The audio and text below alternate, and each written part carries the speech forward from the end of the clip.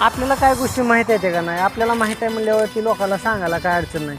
आता बघा, हे तुमच्या बागाचं असं सेटिंग झालं आहे का ना, अशा प्रमाणात सेटिंग झालं आहे व फळाची साईज अशा प्रमाणात झाली, मग तुम्ही ही विनाकारण जी फळाला आता ही तिगड जी आहे, ही तिगड बोललं जातं याला, की असं फळ तुम्ही कशा पाय ठेवताय. दड हे जी क्वालिटी जी आहे ती कंटिन्यू जर तुम्हाला चांगल्या प्रकारची टिकवायची असली तर ही काढून टाकणं गरजेचंच आहे. तर त्यासाठी ही अशी फळं ही ज्यावेळेस थिनिंग करायचं आहे तुम्हाला, त्यावेळेस तुम्ही ते थिनिंग करून घेणं गरजेचं आहे. आता तुम्ही तुमच्या फळाला क्वालिटी जर समजा चांगल्या प्रमाणात ठेवायची असली, व्यवस्थित आणायचं असलं, तर जेव्हा तुम्ही अशी कामं करून घ्यायला पाहिजे. आता समजा ही फळं आहे, आता ह्याच फळाला जर व्यवस्थित जरपणे चांगल्या प्रकारे तुम्ही जर हे करून म्हणजे ह्याला पोम वगैरे लावला असता, तर ही आज मी तिला माल काढायला आला असता. पण आता काय बागायतदार लोक कराय हलगर्जीपणा करते ती, आणि त्याच्यामुळे होतं काय माहिती आहे का, ही आपलं नुकसान होतं.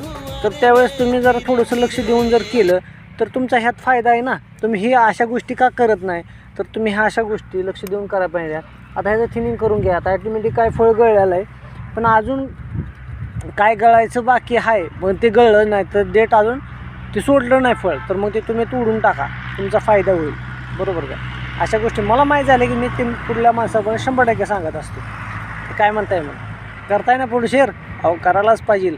आपल्याला जी माहीत झाली ना ती लोकांपर्यंत पोहोचू द्या, लोकांचा फायदा होऊ द्या, आणि चांगल्या गोष्टी लोकांपर्यंत शेअर अवश्य करा. अहो जे आपल्याला माहीत आहे ते सांगायला काय हरकत आहे हो, सांगायलाच पाहिजे.